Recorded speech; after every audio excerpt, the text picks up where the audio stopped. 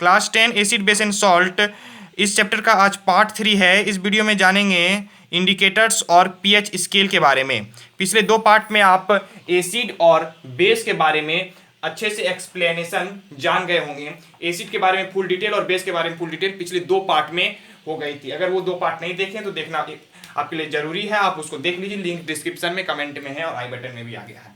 तो इस पार्ट में हम लोग इंडिकेटर्स के बारे में बात करने वाले हैं और पीएच स्केल के। पीएच स्केल आपके लिए बहुत बहुत इंपॉर्टेंट है। तो चलिए शुरू करते हैं। पिछले दो पार्ट में हमने सीखा था कि एसिड एक्वस सॉल्यूशन में H+ आयन देता है और बेस एक्वस सॉल्यूशन में OH- आयन देता है। तो अब हम पता कैसे करेंगे कि कोई सब्सटेंस एसिड है या फिर बेस है। हमको तो H+ आयन आंख से दिखेगा नहीं, तो कैसे पता करें कि कोई सब्सटेंस एसिड है या फिर बेस है। इसके लिए हमारे पास है इंडिकेटर्स। क्या है हमारे पास? इंडिकेटर्स क्या है? वैसा इंडिकेटर्स वैसा चीज है जिससे कि जो इंडिकेट कर दे कि वह कोई एसिड है या फिर बेस है। इंडिकेटर क्या करता है? इंडिकेट करता है कि कोई सब्सटेंस एसिड है या फिर बेस है। तो हमको मेरे पास जो सबसे पहला हमारे पास इंडिकेटर है उसको पढ़ेंगे। पहला वो है आपका लिटमस इंडिकेटर। बहुत कुछ इसके बारे में पहले भी पढ़े हैं, लिटमस इंडिकेटर, फिर भी यहाँ पे आपको जानना है थोड़ा सा। और जो हमारे पास इंडिकेटर हमारे पास है वो है चाइना रोज इंडिकेटर, और भी है टर्मरिक इंडिकेटर। तो इस सब इंडिकेटर्स को भी लिखेंगे और जानेंगे सभी इंडिकेटर्स के बारे में कि वो किस प्रकार से इंडिकेट करता है कि कोई सब्सटेंस एसिड है या फिर बेस है। दूसरा जानेंगे चाइना रोज इंडिकेटर के बारे में। और भी इंडिकेटर है टर्मरिक इंडिकेटर, लास्ट में इंडिकेटर बोल रहे हैं। और एक तरह का इंडिकेटर है वो है रेड कैबेज जूस इंडिकेटर।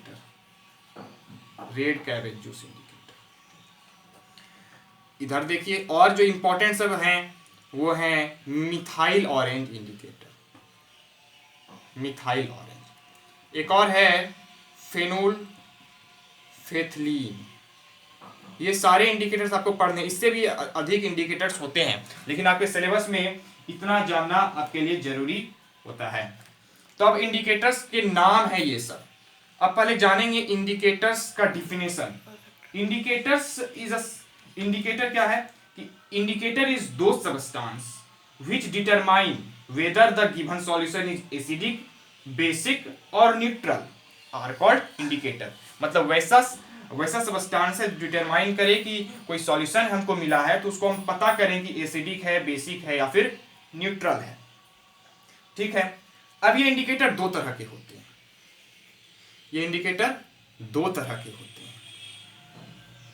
वैसा इंडिकेटर जो हमें नेचर से प्राप्त होता है उसको नेचुरल इंडिकेटर कहते हैं। ओके, नेचुरल इंडिकेटर, नेचर से प्राप्त होना मीन्स प्लांट या फिर एनिमल से प्राप्त होना, जो एक्सट्रैक्ट किए जाते हैं प्लांट या एनिमल से। दूसरा आर्टिफिशियल इंडिकेटर। दूसरा क्या नाम है? Artificial indicator. उसको सिंथेटिक इंडिकेटर भी कहते हैं। आर्टिफिशियल कहिए या मैन मेड इंडिकेटर भी कह सकते हैं। इसे फैक्ट्रीज में प्रिपेयर किया जाता है, ह्यूमंस के द्वारा इसे प्रिपेयर किया जाता है। ओके, तो ये सभी इस तरह के जितने भी नाम आपको दिख रहे हैं 1 2 3 4, ये सभी नेचुरल हैं। अब कहां से कौन ऑब्टेन होता है अभी वार्ता होगी, इस पे भी वार्ता होगी। तो सबसे पहले लिटमस के बारे में हल्का सा जानते हैं, तब फिर और आगे बात करेंगे। सबसे पहला बात तो आप लोग देख ही रहे हैं कि लिटमस एक नेचुरल इंडिकेटर है। पहला तो पॉइंट ये हो गया। अब नेचुरल है तो कहां से प्राप्त होता है? तो एक प्लांट से प्राप्त होता है। प्लांट या एनिमल से प्राप्त होना था तो ये प्लांट से होता है। कौन से प्लांट होता है? प्लांट का नाम बहुत इंपॉर्टेंट है, 1 वर्ड क्वेश्चन में पूछता है। प्लांट का नाम है लीचेन, LICHEN, लीचेन। और आपने 9th क्लास में बायोडाइवर्सिटी पढ़ा होगा, जिसमें 5 किंगडम क्लासिफिकेशन बायोलॉजी में पढ़े होंगे, 5 किंगडम क्लासिफिकेशन। तो उसमें आप लोग पढ़े होंगे किंगडम से डिवीजन भी डिवाइड किया जाता है। तो लीचेन प्लांट के कौन से कैटेगरी से बिलोंग करता है, कौन से डिवीजन से बिलोंग करता है? तो कहेंगे हम लोग डिवीजन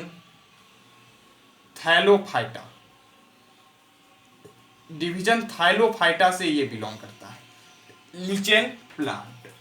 ओके, लिटमस दो लिटमस पेपर, लिटमस हमें दो तरह के रूप में प्राप्त होते हैं। लिटमस सॉल्यूशन के रूप में भी प्राप्त होता है, पेपर के रूप में भी प्राप्त होता है। लिटमस सॉल्यूशन के रूप में भी प्राप्त होते हैं, हमें पेपर के रूप में भी प्राप्त होते हैं। तो ये जो लिटमस पेपर है, ये जो लिटमस पेपर है, ये दो तरह के, दो कलर के लिटमस पेपर होते हैं।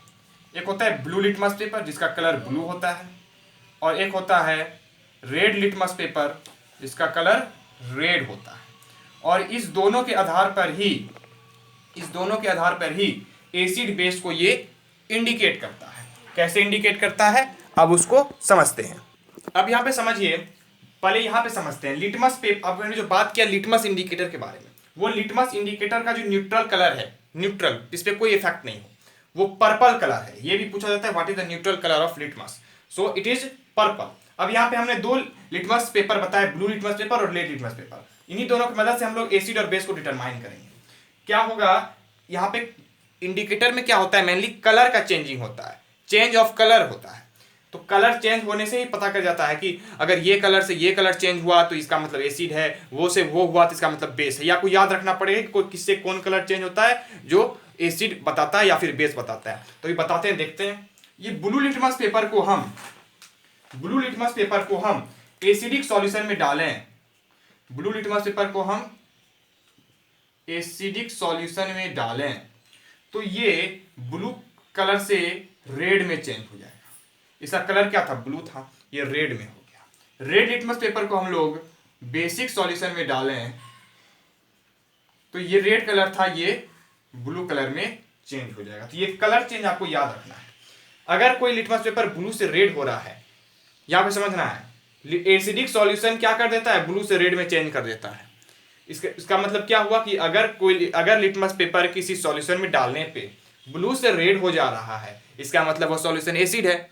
हमने डिटरमाइन कर लिया ना, ये काम था इंडिकेटर का। तो हमने इंडिकेट कर लिया, हमने डिटरमाइन कर लिया, हाँ पता चल गया ये एसिड है। अब समझना है दूसरा, बेसिक सॉल्यूशन क्या करता है, रेड लिटमस पेपर को ब्लू में चेंज कर देता है। इसका मतलब ये हुआ कि अगर किसी सॉल्यूशन में हमने रेड लिटमस पेपर डाला और रेड लिटमस पेपर ब्लू में चेंज हो गया, इसका मतलब हमको पता नहीं था पहले वो सॉल्यूशन क्या है, एसिड और बेस। ऐसा करने के बाद हमें पता चल गया कि हाँ ये सॉल्यूशन क्या था, वो बेसिक सॉल्यूशन था। तो और भी बहुत सारे इंडिकेटर्स हैं, सभी के मैं लिस्ट आपको दे रहा हूं। अभी हमने लिटमस के बारे में बता दिया। लिटमस के अलावा जो सारे इंडिकेटर्स हैं उसका हमने यहाँ पे लिखा है, उसको समझना है बढ़िया से, और इसको मेनली याद करना है कि कौन सा कलर किस में चेंज होता है। देखते हैं टर्मरिक इंडिकेटर। ये जो शुरू के 3 हैं ये आपके नेचुरल इंडिकेटर हैं, 3। इसको आप पॉइंट में भी कर सकते हैं कि नेचुरल इंडिकेटर है, बाकी नीचे का 2 आर्टिफिशियल इंडिकेटर, ये अपने से आप पॉइंट आउट कर सकते हैं। तो यहाँ पे जो ब्रैकेट में लिखा है सभी इंडिकेटर्स के नीचे, इंडिकेटर के नीचे जो ब्रैकेट में लिखा है सभी के, वो सारे इसके न्यूट्रल कलर को दिखा रहा है। टर्मरिक इंडिकेटर, इसका न्यूट्रल कलर येलो है। एसिडिक सॉल्यूशन में डालने पे येलो ही रहता है, यानी कि नो चेंज होता है, लेकिन बेसिक सॉल्यूशन में डालने पे वो रेड हो जाता है। इसका मतलब क्या हुआ कि अगर हमको कोई सॉल्यूशन पता नहीं है, उसको पता करना है कि वो एसिड है कि बेस है, उसमें टर्मरिक इंडिकेटर डाले। अगर टर्मरिक इंडिकेटर येलो से येलो रह गया, इसका मतलब वो एसिड है। अगर टर्मरिक इंडिकेटर येलो से रेड हो गया, इसका मतलब वो बेस है। इसी प्रकार से सभी का आप पता लगा सकते हैं। दूसरा चाइना रोज है, न्यूट्रल कलर लाइट पिंक है, हल्का पिंक है, और एसिडिक में डालेंगे तो डार्क पिंक हो जाएगा, लाइट से डार्क हो जाएगा। डार्क पिंक के लिए नाम है मैग्नेटा, बेसिक सॉल्यूशन में green. Red cabbage juice indicator है, इसका न्यूट्रल कलर है रेड। एसिडिक सॉल्यूशन में डालेंगे तो रेड ही रहेगा, यानी कि नो कलर चेंज होगा, रेड से रेड ही रह गया, लेकिन बेसिक सॉल्यूशन में ग्रीन। हमको पता करना है उसी तरह से सेम जैसे इसमें हुआ था, उसी तरह से बोलेंगे इसमें कि अगर कोई चीज है, कोई सब्सटेंस है, उसको पता करना है एसिड है या फिर बेस है, तो उसमें क्या करेंगे, रेड कैबेज जूस इंडिकेटर डालेंगे। अगर रेड कैबेज जूस उस सॉल्यूशन में जाने पे रेड कैबेज जूस रेड का रेड रह गया, इसका मतलब वो एसिडिक सॉल्यूशन है। अगर वो रेड से ग्रीन में चेंज हो गया तो वह बेसिक सॉल्यूशन है। यहाँ पे आप लिख लीजिए, रेड कैबेज जूस जो है एक केमिकल को कंटेन करता है। रेड कैबेज जूस एक केमिकल को कंटेन करता है, उस केमिकल का नाम है anthocyanin. Anthocyanin, ANTHOCYANIN।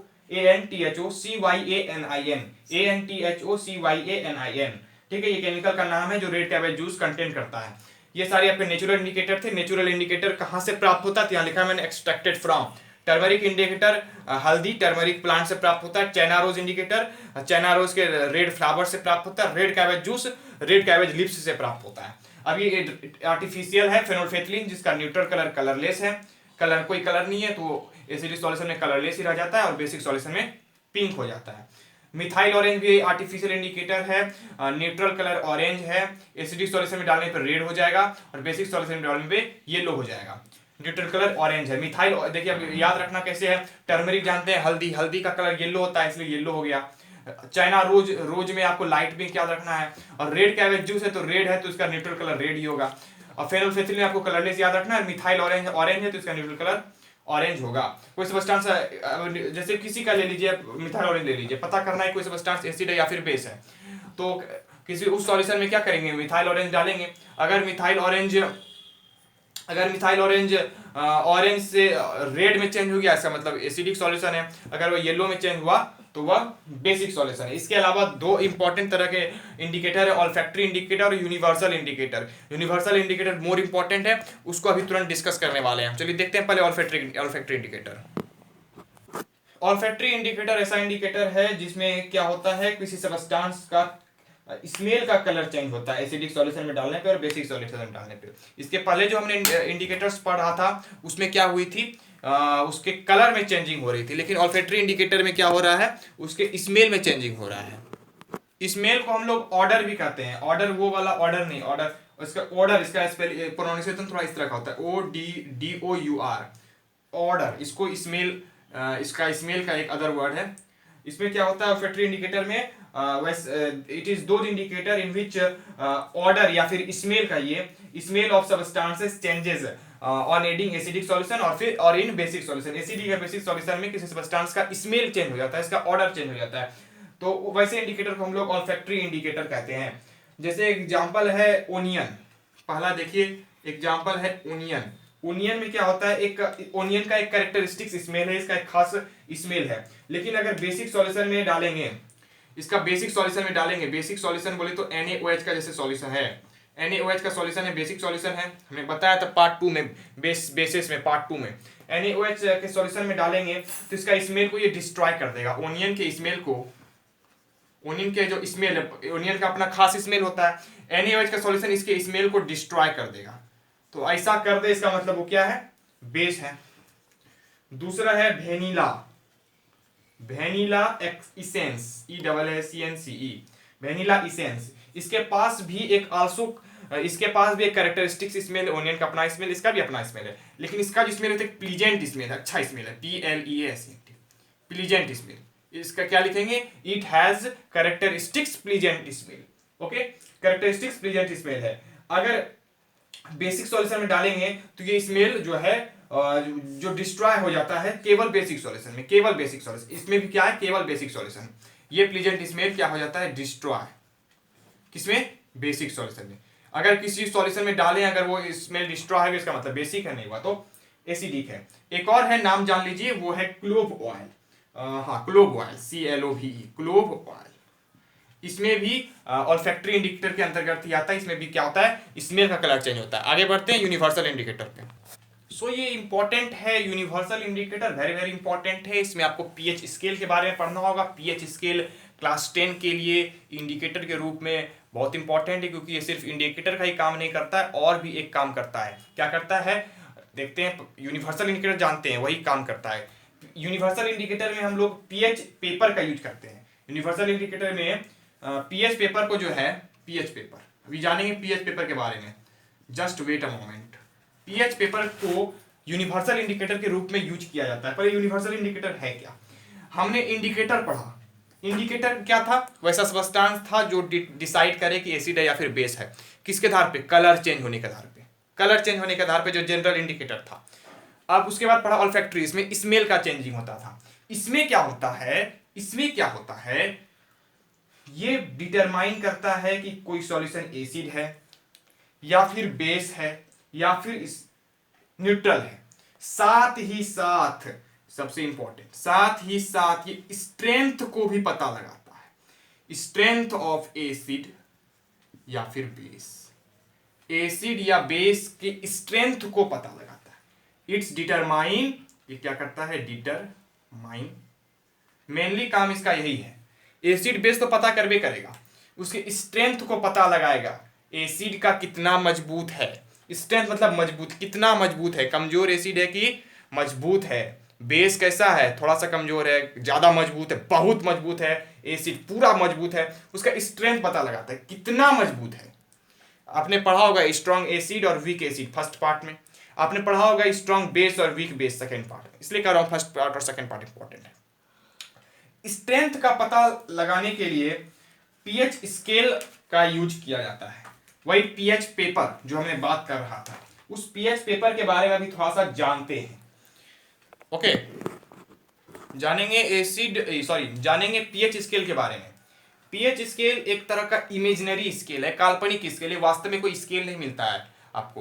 PH paper मिलेगा उसमें स्केल जैसा बना रहता है, इमेजिनरी टाइप का स्केल है, जो 1909 ईस्वी में एक साइंटिस्ट सोरेनसन नामक साइंटिस्ट थे, उसने इस स्केल को डिवाइज्ड किया था। सोरेनसन डिवाइज्ड दिस स्केल, ठीक है, इस स्केल को सोरेनसन ने डिवाइस किया था, जिसमें क्या किया था, उसने क्या किया था, एसिड और बेस के स्ट्रेंथ को रिप्रेजेंट किया था। किसके स्ट्रेंथ को, एसिड या और बेस, एसिड एंड बेस के स्ट्रेंथ को रिप्रेजेंट किया था। किसके यूज से किसका यूज करते हुए, हाइड्रोजन आयन H+ आयन के कंसेंट्रेशन को यूज किया था। हाइड्रोजन आयन कंसेंट्रेशन का यूज करके उसने स्केल बनाया था, जिससे पता चलता था कि एसिड कितना स्ट्रेंथ है एसिड का। हाइड्रोजन आयन कंसेंट्रेशन का उसमें यूज किया, H+ आयन कंसेंट्रेशन का। फर्स्ट पार्ट में आप H+ आयन के बारे में बढ़िया से पढ़ लिए होंगे। ओके, ये हाइड्रोजन आयन कंसेंट्रेशन को मेजर करने का एक अच्छा तरीका था। हाइड्रोजन आयन कंसेंट्रेशन से ही पता चलता था कि एसिड है कि बेस है, क्योंकि हम लोग पढ़े थे कि एसिड वाले में कि एसिड हाइड्रोजन आयन देता है। और स्ट्रॉन्ग एसिड किसको कहेंगे, कि किसको पढ़े थे हम लोग, क्या पढ़े थे, स्ट्रॉन्ग एसिड जो बहुत ज्यादा हाइड्रोजन आयन दे, वीक एसिड बहुत कम हाइड्रोजन आयन दे। मतलब हाइड्रोजन आयन जो इसका कंसेंट्रेशन अगर अधिक होगा तो बढ़िया एसिड होगा, स्ट्रॉन्ग एसिड होगा। अगर हाइड्रोजन आयन कंसेंट्रेशन लो होगा तो वो क्या होगा, वीक एसिड होगा। इसी से स्ट्रेंथ पता चल रहा था। H+ आयन कंसेंट्रेशन पूरा बिल्कुल लो चला जाएगा, न्यूट्रल से अगर और भी पीछे चला जाए वो हाइड्रोक्साइड आयन कंसेंट्रेशन के रूप में काम करेगा। हाइड्रोक्साइड आयन कंसेंट्रेशन बेस के लिए वर्क करेगा। अगर हाइड्रोक्साइड आयन कंसेंट्रेशन ज्यादा होगा तो strong base, hydroxide ion concentration कम होगा तो वीक बेस। हमने पढ़ा था ना इस स्ट्रॉन्ग बेस और वीक बेस, उसी आधार पर यहाँ पे यूज होने वाला है। इसमें जो पीएच है इसका मीनिंग समझते हैं, जो कि मैंने कहा तक मैं बताऊंगा। इसमें जो पीएच है इसका फुल फॉर्म है पोटेंज हाइड्रोजन। पोटेंज हाइड्रोजन, पोटेंज एक ग्रीक वर्ड है, पोटेंज एक ग्रीक वर्ड है जिसका मीनिंग होता है पावर। यानी कि पीएच का मीनिंग क्या हो गया, power of hydrogen. Power of hydrogen, hydrogen का पावर। हम यहाँ पे हाइड्रोजन का पावर ही तो देखेंगे। हाइड्रोजन का पावर ज्यादा होगा तो बढ़िया एसिड, कम होगा तो एसिड नहीं है। अब एक स्केल पे ये मेजर किया जाता है, इसलिए इसको कहते हैं पीएच स्केल। स्केल है तो कुछ वैल्यू होगा, यहाँ से यहाँ तक का नंबरिंग। तो स्केल पे नंबरिंग है लेके 0 से 14 तक का, 0 से 14 तक का। अब ये स्केल है, ना कि कोई नापने का तरीका, बस स्केल में नंबर है, सिर्फ ओनली नंबर्स, इसमें सिर्फ न्यूमेरिकल्स है, सिर्फ नंबर्स इसमें रिप्रेजेंट है, इसका कोई यूनिट नहीं होता है, इसलिए ये ध्यान रखना है, नो यूनिट्स, कोई यूनिट नहीं है नापने का, बस नंबर को डिपेंड करता है, 1 है कि 2 है। पूछेगा पीएच पावर या पावर ऑफ हाइड्रोजन कितना है तो बताना है 2 3 4 5 6 7 14 तक रहेगा, 0 से लेके 14। अब इसमें जानेंगे कहाँ पे एसिड ज्यादा अच्छा होगा, स्ट्रांग होगा, किस नंबर पे और किस नंबर पे कम होगा, किस नंबर पे बेस होगा और किस नंबर पे न्यूट्रल होगा। अब इसके रूल को थोड़ा देखें, पीएच स्केल को। अभी हम पीएच स्केल बना के भी आपको दिखाने वाले हैं, लेकिन उससे पहले जानिए कि एसिड कब होगा, बेस कब होगा। हमने देखा कि पीएच स्केल में 0 से 14 तक का रेंज रहता है। इसका range, what is the range of pH scale, तो लिखना है 0 to 14। अब अगर पीएच 7 के बराबर है, 0 14 का आधा करेंगे तो 7 के बीचों बीच 7 पड़ता है, एकदम बीच में। तो अगर पीएच उसका 7 है, ध्यान देना है, अगर पीएच 7 है, पीएच इज इक्वल टू 7, अगर पीएच 7 है तो वह सॉल्यूशन क्या होगा, एकदम बीच में है। इसका मतलब क्या होगा, ना एसिड होगा ना बेस होगा, तो सॉल्यूशन इज न्यूट्रल। ध्यान देना, अगर pH इक्वल टू 7 है तो सॉल्यूशन इज न्यूट्रल। लेकिन अगर pH 7 से अधिक है, पहले कम पे बात करते हैं। अगर pH 7 से कम है, यानी कि 7 से कम 6, 5, 4, 4, 3, 2, 1, 0 तक 6 से लेके 0 तक। तो अगर pH 7 से कम है, यहाँ लिखे है ना pH स्मॉलर देन 7, यानी कि 0 से लेके 6 तक की बात हो रही है। तो सॉल्यूशन कैसा होगा, वो एसिडिक होगा, एसिडिक नेचर का होगा, यानी कि एसिड होगा। अगर pH अब ध्यान देना है, अगर pH ग्रेटर देन है, यहाँ ग्रेटर देन 7 है तो बेसिक होगा। ग्रेटर देन 7 कहने का मीन्स 8 से लेके 14 तक। यहाँ पे स्मॉलर देन 7 कहने का मीन्स 0 से लेके 6 तक। ये समझना है। तो इस रेंज में जो होगा वो एसिडिक होगा, इस 7 में तो न्यूट्रल हो गया, और 8 से 14 में बेसिक हो गया। अब pH अगर 0, 1, 2, 3 रहे, चलिए 4, 5, 6 यहां तक ये एसिडिक है, ये सारे एसिडिक नेचर के होंगे 0 से 6 तक का।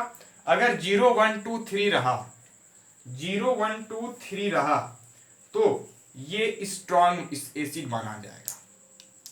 एसिड स्ट्रॉन्ग होगा, क्यों होगा अभी, क्यों होगा, क्योंकि H+ आयन कंसेंट्रेशन इसमें ज्यादा होगा। ठीक है, अगर 4, 5, 6 रहा तो वीक एसिड होगा। ये समझ में आ गया।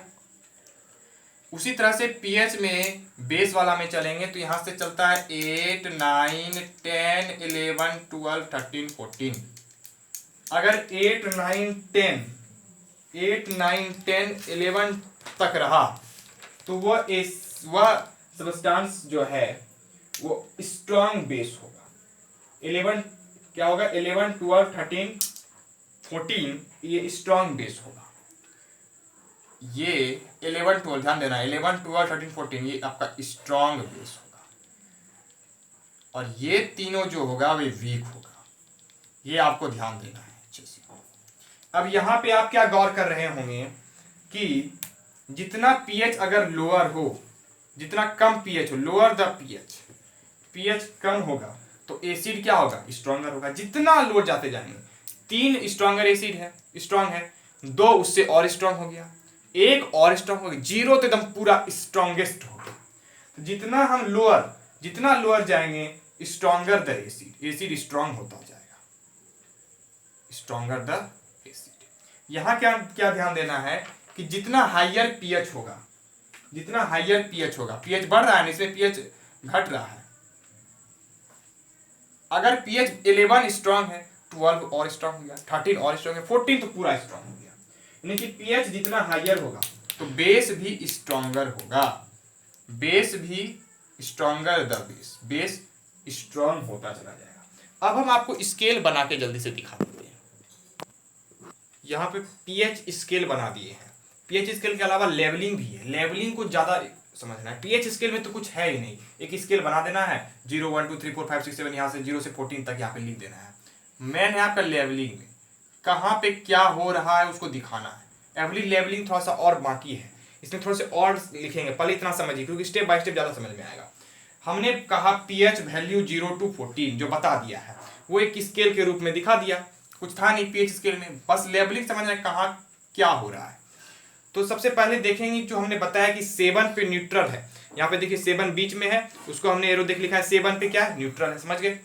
अब हमने बताया कि 7 से जो कम होगा pH स्मॉलर देन 7 वो एसिड होगा, तो यानी कि 0 से 6 तक ये एसिड हो गया। ठीक है, देख लीजिए एसिड है 0 से लेके 6 तक, एरो दिखा रहा है। इसी तरह से आपको कॉपी में भी एरो बढ़िया से करके दिखाना है, सो बढ़िया से होना चाहिए, कि बढ़िया से शो होना चाहिए। अब देखिए pH ग्रेटर देन 7 यानी कि 8 से लेके 14 तक ये सभी क्या होंगे, बेस होंगे। तो यहाँ पे एरो से दिखा दिया है कि यहाँ से यहाँ तक आपका बेस है। ठीक है, अब इसी में कब स्ट्रॉन्ग मानेंगे कब वीक मानेंगे। अगर pH बहुत कम होगा, एसिड में, एसिड की बात करें pH अगर बहुत कम होगा तो वह स्ट्रॉन्ग होगा। हमने लिखा लोअर द pH, इसके पहले बताया था, उसको सेंटेंस को याद रखना है, lower the pH stronger the acid. Lower pH मतलब बहुत कम, 0, 1, 2, 3, 0 1 2 3 तक का देखना है, देखिए, ठीक है। तो ये सारे क्या होंगे, आपके स्ट्रॉन्ग एसिड होंगे, और बाकी जो इधर बच गए 4 5 6 ये आपके वीक एसिड के अंतर्गत आएंगे, ठीक है। और बेस में क्या क्या है कि हाइयर द पीएच, बेस में थोड़ा उल्टा, higher the pH stronger the base. अगर इसका पीएच ज्यादा हाइयर होगा तो वो क्या होगा, स्ट्रॉन्ग बेस होगा। यानी कि हाइयर मतलब 11 12, ध्यान से देखना है, 11 12 13 14 ये सारे स्ट्रॉन्ग बेस हैं, और इधर 8 9 10 आपके वीक बेस हैं। इतना समझ गए। अब यहाँ पे H+ आयन कंसेंट्रेशन दिखाते हैं। यहाँ पे कंसेप्ट आपको देखना है। यहाँ पे देख रहे थे कि ये भी एसिड था, ये भी एसिड था, यहाँ पे धीरे धीरे वीक था, फिर धीरे धीरे स्ट्रॉन्ग आ गया, यहाँ तक गए तो हमने कहा था कि 0 तक आते थे पूरा स्ट्रॉन्ग एसिड हो जाएगा। इधर क्या हो रहा है, स्ट्रॉन्गर बढ़ रहा है, 0 तक आते थे बहुत stronger, lower the pH stronger the acid, pH नीचे चलते जाएंगे एसिड स्ट्रॉन्गेस्ट होता जाएगा।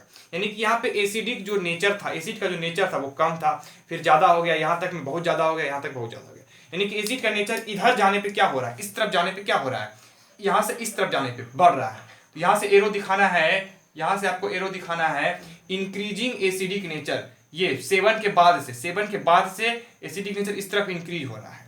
लेकिन वही दूसरी तरफ इधर स्ट्रॉन्ग बेस है, यानी कि बेस ज्यादा अच्छा इधर है, यानी कि बेसिक का नेचर इधर ज्यादा अच्छा है, इधर कम है। तो यहाँ पे उल्टा है कि ये इस तरफ इंक्रीजिंग हो रहा था एसिडिक नेचर, इधर क्या होगा, इस तरफ इंक्रीजिंग होगा basic nature, increasing basic nature इस तरफ इंक्रीज हो रहा है। अब यहाँ पे H+ आयन कंसेंट्रेशन हम करके दिखाते हैं, देखिए समझिए। यहाँ पे इंक्रीजिंग एसिडिक नेचर इस तरफ इंक्रीज हो रहा है। इसका मतलब एसिडिक नेचर बढ़िया कब होगा, जब ज्यादा H+ आयन दे, वही ना स्ट्रॉन्ग एसिड है, जो कि हमने फर्स्ट पार्ट में बढ़िया बता दिया। तो H+ आयन कंसेंट्रेशन देने का क्षमता बढ़ रहा है ना, एसिडिक नेचर बढ़ रहा है, इसका मतलब H+ आयन की संख्या क्या हो रहा है, बढ़ रहा है। इधर एसिडिक नेचर बढ़ रहा है तो इधर ही H+ आयन का कंसेंट्रेशन बढ़ेगा। इसी एरो में हमने लिखा है increasing H+ ion concentration, arrow इस तरफ है, यानी कि इधर से इधर जाने पे क्या हो रहा है, H+ आयन का कंसेंट्रेशन इंक्रीज हो रहा है। लेकिन अगर बेस है तो बेस में तो H+ आयन नहीं होता है, वहां OH- आयन होता है। बेस का नेचर इधर बढ़ रहा है तो OH- आयन का कंसेंट्रेशन क्या होगा, इस तरफ बढ़ेगा, एरो इसी तरफ है। तो ये याद रखना है किधर H+ आयन का कंसेंट्रेशन इंक्रीज होगा और किधर OH- आयन का कंसेंट्रेशन इंक्रीज होगा। अब यहाँ पे थोड़ा सा OH- और यहाँ पे H+ आयन करके दिखाते हैं। अब अगर H+ आयन का कंसेंट्रेशन इधर इंक्रीज हो रहा है तो आम बात है कि H+ आयन कंसेंट्रेशन बढ़ेगा तो OH- आयन का कंसेंट्रेशन घटेगा। जब भी H+ आयन कंसेंट्रेशन बढ़ेगा तो उसका उल्टा क्या है, OH- घटेगा। तो इधर इंक्रीज हो रहा है H+ आयन कंसेंट्रेशन, यानी कि एसिडिक नेचर इंक्रीज हो रहा है तो बेसिक नेचर घटेगा, एसिडिक बढ़ रहा है तो बेस घटेगा। तो बेस का नेचर क्या है, डिक्रीजिंग OH- कंसेंट्रेशन, इधर OH- आयन का कंसेंट्रेशन घट रहा है और इधर OH- आयन का कंसेंट्रेशन बढ़ रहा है। यानी कि ध्यान रखना है कि इधर OH- आयन का कंसेंट्रेशन बहुत है, यहाँ तक में इधर इधर इधर बहुत कम है और यहाँ से आने तक में घट रहा है, और इसके बाद जो जाएंगे तो यहाँ पे OH- आयन का कंसेंट्रेशन बढ़ रहा है। अब यह है दूसरा, देखिए डिक्रीजिंग H+ आयन कंसेंट्रेशन, इधर H+ आयन कंसेंट्रेशन क्या हो रहा था, बढ़ रहा था, क्योंकि एसिडिक नेचर बढ़ रहा था। यहाँ क्या हो रहा है, बेस जा रहा है, तो बेस में OH- आयन बढ़ेगा तो H+ आयन क्या होगा, घटेगा, ठीक है ना।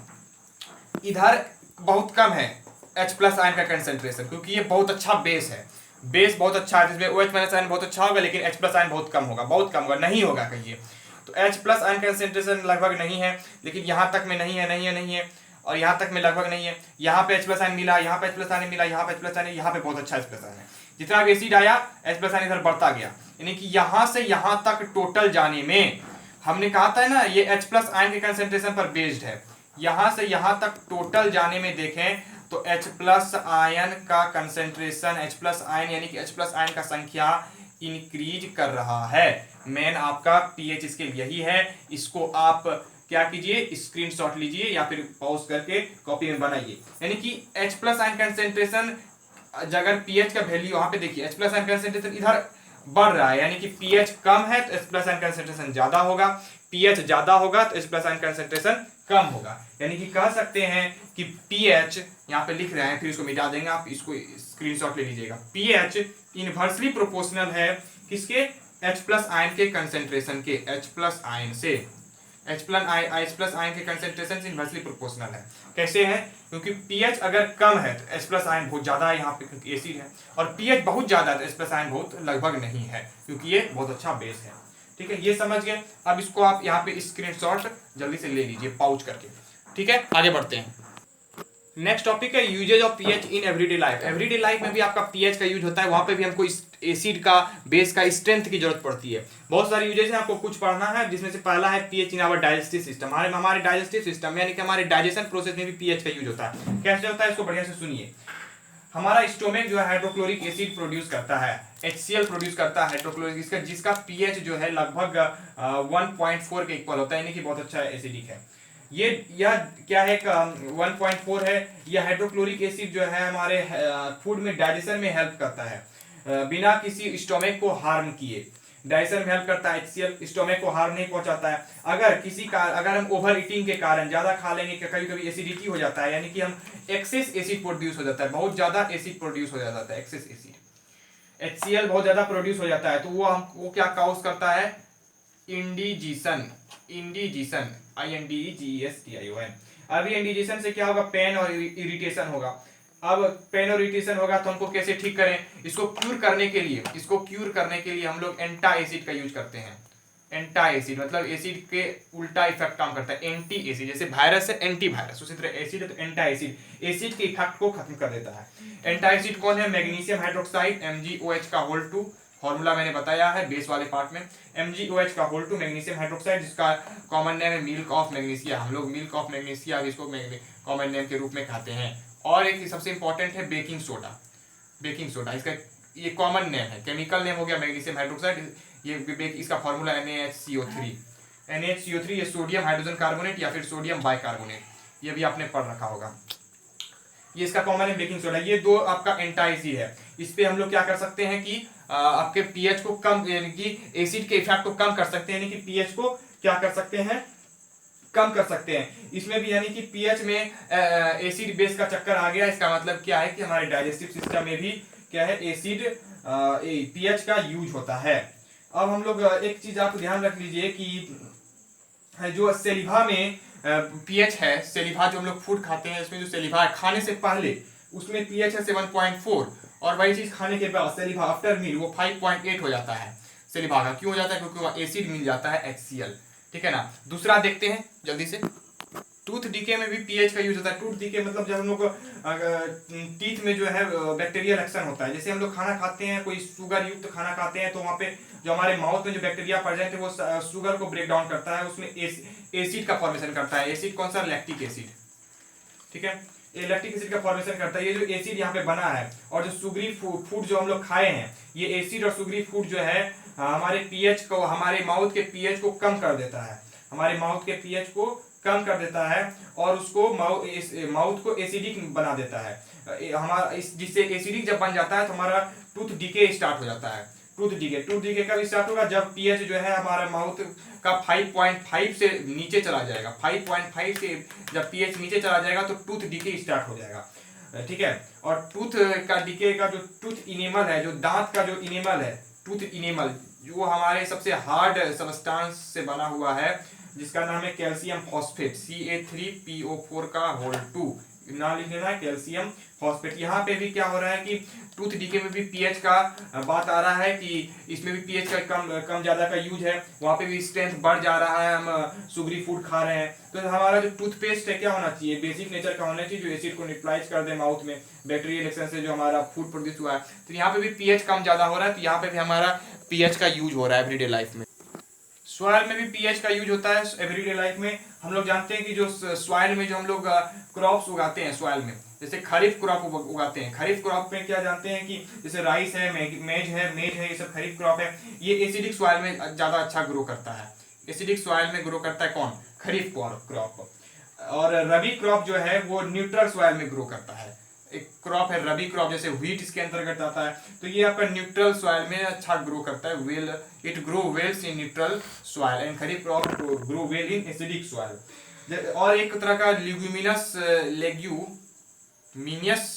क्रॉप भी हम लोग उगाते हैं। लेग्यूमिनस क्रॉप में क्या आता है, खरीफ रबी तो आप जानते हैं, जैसे खरीफ में राइस आ गया, मेज आ गया, इसमें व्हीट आ गया। लेग्यूमिनस बहुत कहीं जानते हो, जैसे पी आता है इसमें और ग्राम आता है, ठीक है ना। लेग्यूमिनस किसमें,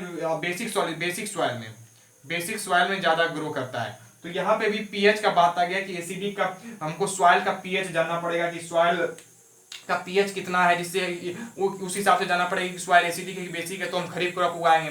पीएच ज़्यादा होगा तो पता चलेगा बेसिक सॉइल है, जिससे कि वहाँ पे लेग्यूमिनस क्रॉप उगाएंगे। अगर पीएच 7 होगा तो पता चलेगा न्यूट्रल सॉइल है, तो वहाँ पे हम रबी क्रॉप उगाएंगे। तो हम लोग क्या कह सकते हैं इस आधार पर, हम लोग इस आधार पर कह सकते हैं, so we can say that plants जो हम लोग ग्रो करते हैं वो क्या है, पीएच सेंसिटिव है, पीएच सेंसिटिव है। तो यहाँ पे भी हमारा पीएच का यूज हो रहा है।